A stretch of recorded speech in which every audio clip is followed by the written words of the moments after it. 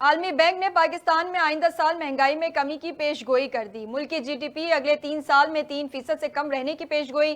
رواں مالی سال مہنگائی کی شرح 26% رہنے کا امکان بھی ظاہر کیا۔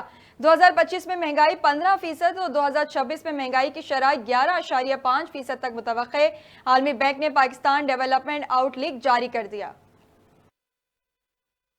خیبر پختونخوا اسمبلی میں سینٹ کے انتخابات ملتوی کر دیے گئے۔ الیکشن کمشنر شمشاد خان نے سینٹ انتخابات ملتوی کرنے کا اعلان کیا۔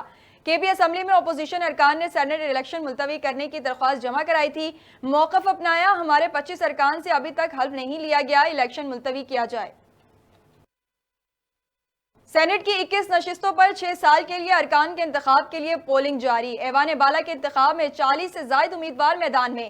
قومی اسمبلی اور 2 صوبائی اسمبلیوں میں ارکان حق رائے دہی استعمال کر رہے ہیں۔ ووٹنگ کا عمل شام 4 بجے تک جاری رہے گا۔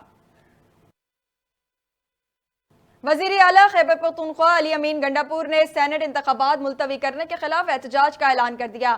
کہا، مخصوص نشستوں پر منتخب ارکان نے غیر قانونی طور پر الیکشن ملتوی کرنے کی درخواست دی۔ پارٹی چیئرمین نے ایک بات سکھائی ہے کہ ہم لڑیں گے۔ 25 ارکان کو الیکشن کمیشن نے غیر قانونی طور پر نشستیں دی ہیں۔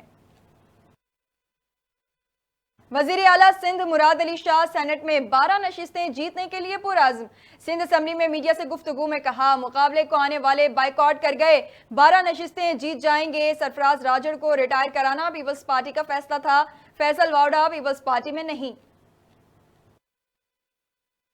اور قومی اسمبلی میں قائد حزب اختلاف کے تقرر کا مرحلہ مکمل۔ اسپیکر قومی اسمبلی ایاز صادق نے عمر ایوب کو اپوزیشن لیڈر ڈکلیئر کر دیا۔